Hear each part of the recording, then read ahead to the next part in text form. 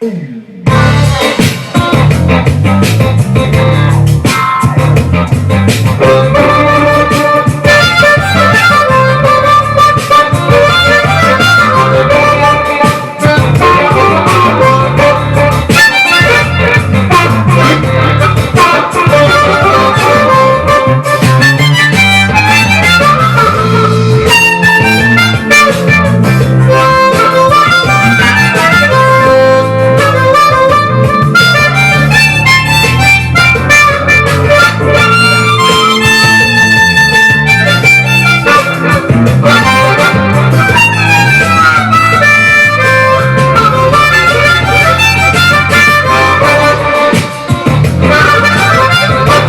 welcome to the channel, all about the blues harmonica. So if you haven't already, thumbs up and subscribe.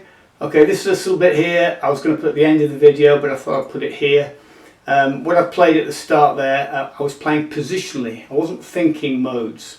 And very few musicians do, although we teach it and tutorial it. It's an odd way of seeing, and it can be, as I'll explain in a little while, it can be slightly odd, even for the harmonica player. A short video today.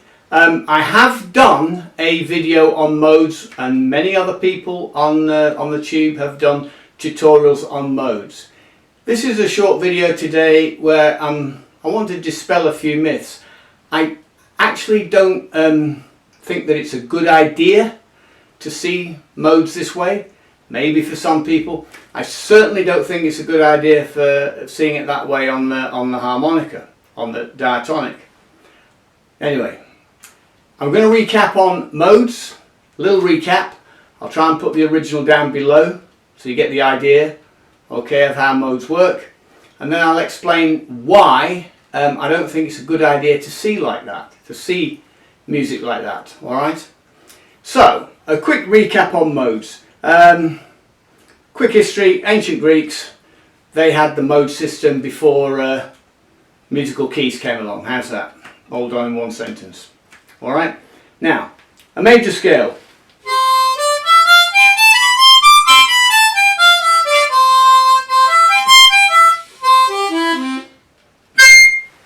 Okay, major scale of C, first position on our harmonica. So what we do, a quick recap, we go to the major scale and assign a number to each one. So 1, 2, 3, 4, 5, 6, 7, 8. C's 1, D's 2, E's 3, F's 4, etc. Yeah? And they had names for them, like the first number, C1, would be Ionian, the second is Dorian, which we do, that's a minor key one. Fijian, more of a flamenco sound, that's the third note of the scale. Fourth note is Lydian, tensiony, very much. Fifth, mixed Lydian, that's one you'll use all the time, your seventh chord, a natural minor or pure natural minor, or minor on the, whatever you can call it, different things, on the sixth note of the scale, and the seventh is minor 7 flat 5 or half diminished, or if you don't want to know anything about that, it's just basically another minor scale sitting on the 7th degree of the scale. Okay, a lot of jargon there. I've got to probably, but let's just break that down. If you go from D to D on the C major scale,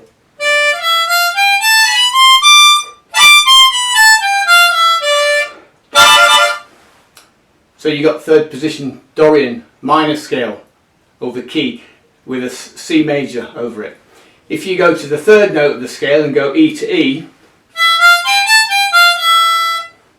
you got a flamenco-y sound, alright? And then the fourth, that will be starting on an F, or the fourth note degree of the C scale. I'll give you a tensioning. The fifth one, we know.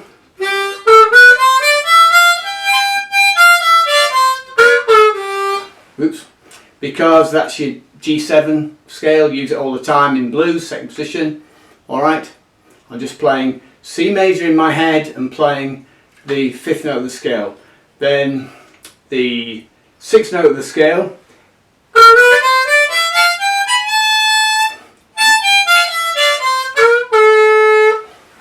minor scale again on the 6th degree. Then on the 7th degree of the scale, for example,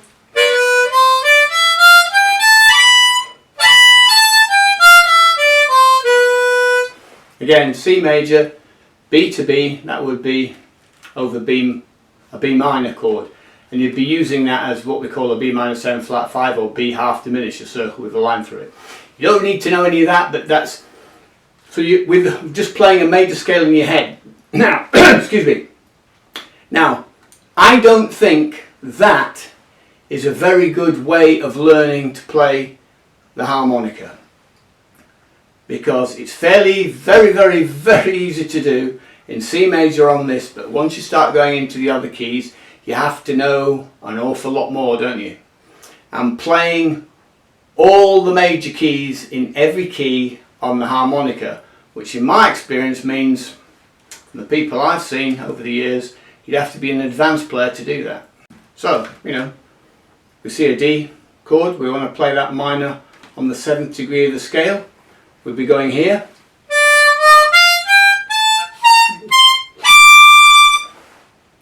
So, playing over D there, but I've actually got E flat major in my head to get that minor 7 flat 5. So, it seems to simplify things, but in fact, I sincerely believe it's a bad way of looking at it. Not only is it extremely difficult once you start moving in different areas on the harmonica, for any instrument to actually see it that way, it's not good. It doesn't simplify things, and it can stifle your creativity. I've come across people who use that modal idea in jazz fusion many years ago. There was a guitar player I worked with that was a world-class player, and he kind of played that way, and it was great in jazz fusion where the advanced harmony is coming from a different area. Okay, but when I've ever used him in a bebop situation, when I'm playing jazz sax, different ballpark, and he struggles there. The jazz fusion guys struggle in that area for a number of reasons. It creates linear playing in your head. Start playing linear as opposed to phrasing and movement and telling a story in what I would consider a more interesting way, not having to rely on the harmonical movement behind me. Alright, alright, that's my little rant over for that. But you can see it can get awfully complicated when you start moving, because you'll be constantly picking up harmonicas and then just playing in this kind of one mode. So you're thinking one thing and playing another to see something. Now, my idea that I coach my people on, and I've done this video because somebody had asked me about it, so I thought I'll do a video on it. The harmonica, I would forget modes. I'd only learn it to learn that minor 2-5-1, to learn the modes from the point of view of being able to quickly understand, from a theoretical point of view, how to quickly scribble down a minor 7 flat 5 at what we call a Lockerian half diminished. There's two of them, but that's one of them. Lockerian half diminished scale. You can do it really quickly if you learn that method. But from a point of view of actually playing and improvising, I don't think it's a good idea.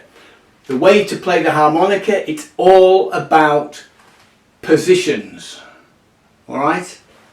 I've trolled about 6 or 7 guys coaching harmonica, and I think only one of them made the point that it's about positions, not the modes on the diatonic harp. And that is what I want to get over. Alright? You want to be able to see everything of playing in first position, second, third, fourth, fifth, sixth, seventh, eighth, ninth, 10th, 11th and 12th. Even if you don't play in half of them yet, or 3/4 of them yet, get that concept into your mind that there's 12 notes, alright? And there's 12, as you move from key to key, there's 12 notes chromatically, alright? And you learn to do everything within that position, whether it's major, minor, dominant, 7th, half diminished whole tone. If you go that far, you never will as a blues player, but anything, any of those, all your minors, dominant, 7th, a lot, all of it, okay? You need to see it as moving from position. That way you start hearing on your ear, and then you automatically start playing the sounds that you inadvertently were getting by default, but you'll be stifled and and chopped down to one way of playing, just sitting in one scale thing as you're improvising. And it limits you terribly to the instrument, I think. And it is long term not good for you to think like that. That's only my opinion. Other people will come and say it's the greatest thing that ever happened to them. I've heard that said. I've heard that said before. People say, oh, now I've discovered the modes. But out of all the instruments, maybe on some, but I don't think on any, but maybe on some, but certainly not on this, unless you're only ever playing, you know, the D dot, where you're only ever playing in third or second position, and any of those other interval modes that lie on that scale, you only play if it's only in second or third position. So you're switching harmonicas all the time. Alright? And that's not a good thing. So, positions. That is what this game's all about. I know I've waffled on about lots of stuff here, but I'm trying to help a lot of people not make that mistake. Because what seems or looks easy, learning a modal idea, isn't particularly. And at the top of the pile, you know, modal playing, I did it as a jazz player, and you have to have all your bebop stuff down before you get to that.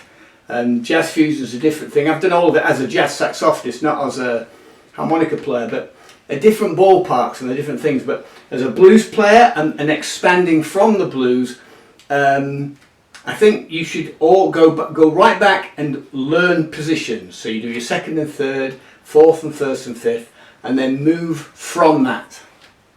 Okay, so those are the tips for today.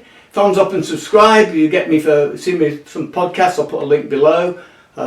Put any other videos that I think are relevant below. As always, I'll catch you on the rebound.